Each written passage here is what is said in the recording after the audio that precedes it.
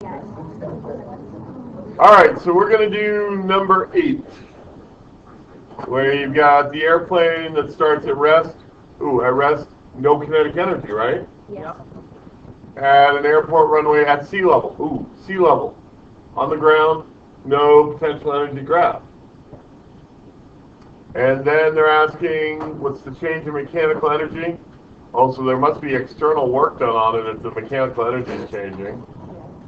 And it gets to a cruising altitude. Ooh, potential energy graph. And maintains a constant speed. Ooh, speed, therefore kinetic energy. Be careful, notice they are saying your answer should be in megajoules. Remember, you can always change that to joules just by typing in that field. Right? So, alright, so let's do our bar graph. This is number 8. And let's see, we said that PE graph was going to be important, so PEG.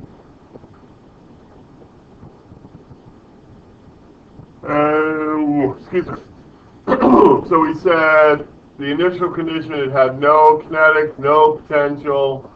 Some external work was done. Let's say a lot of external work was done. And then it was moving after that. So I'm going to give it something like that. And it was also way up in the air. So I'm going to give it something like that.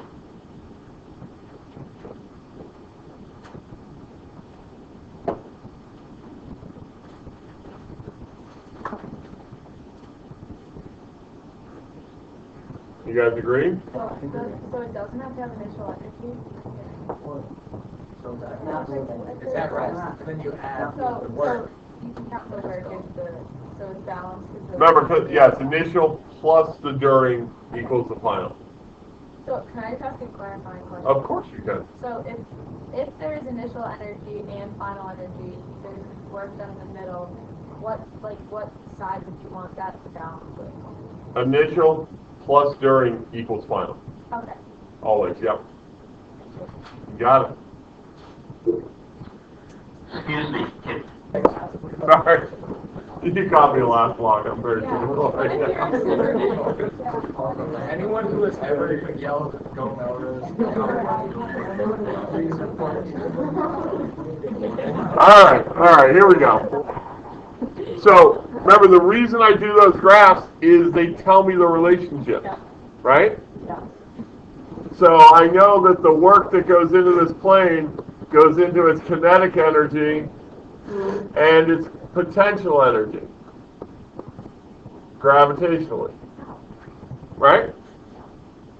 I mean, that is the graph. I don't remember what they asked me to find. The work.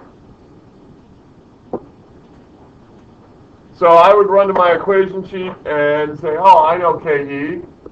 I've known that for a long time. That's inertia and speed squared. And I know PE, grav, that's the gravitational force, otherwise known as the weight, and the height. Right? And so I'm looking for the work.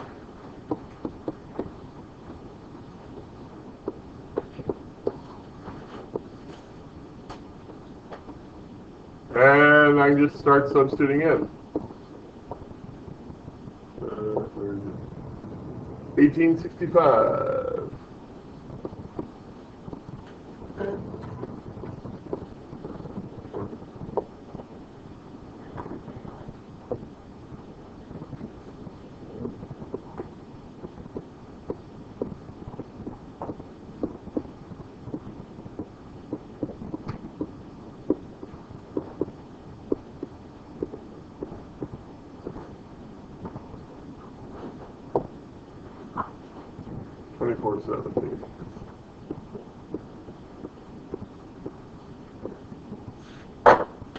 And I leave you to do arithmetic on your own. This would give me joules. Because joules is my base unit, so kilograms, meters, seconds, newtons, I'm all in base units, so I'm going to get joules. and the answer has to be in megajoule. Or you just go in there and get rid of the big M, and then it's in joules. Yeah. So it should, Either way, right? one's kind of easier. So this answer is gonna be, Using the units I've used, I'm going to get a value in joules. I'm going to get that the external work is some number joules.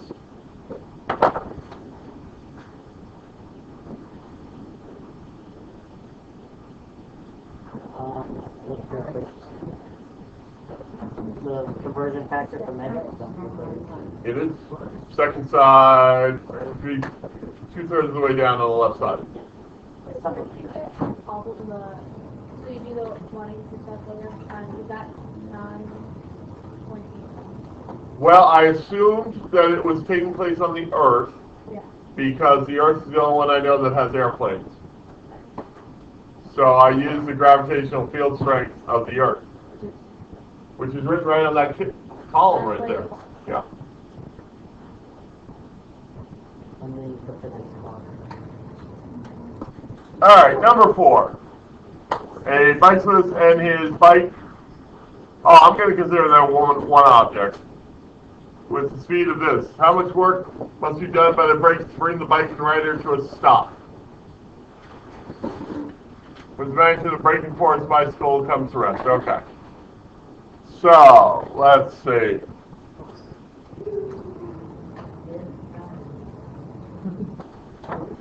So when they start off, they've got a whole big bunch of kinetic energy.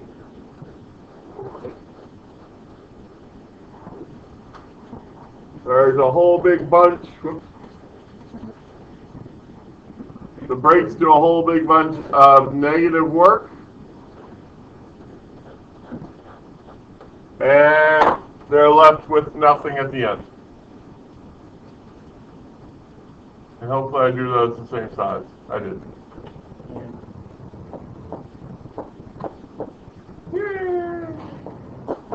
Alright, let's use that as our equation then.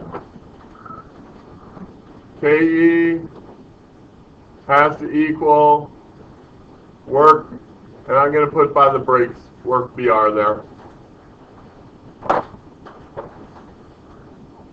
Remember, KE is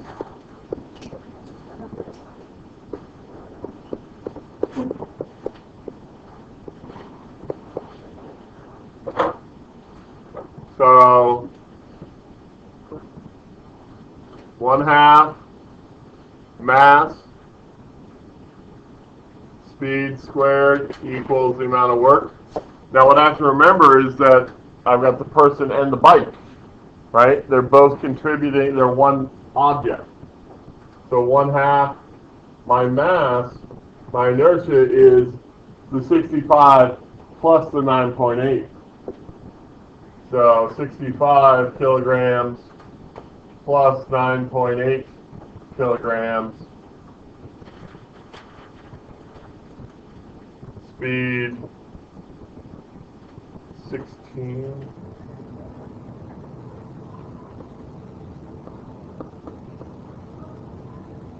Oh, I could have gotten really creative on my bar graphs. I could have said something like, you know, let's say this is another kinetic energy, okay? I could have said, well, here's the person, and here is the bike.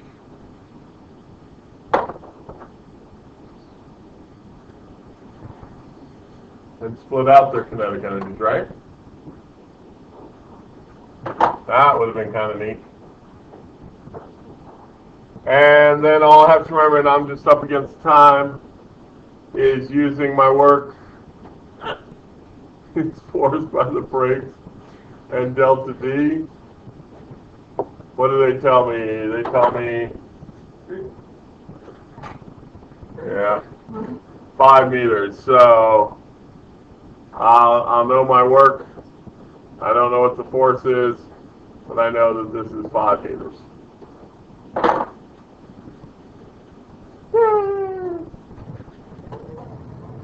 All right, make sure you do the exit ticket.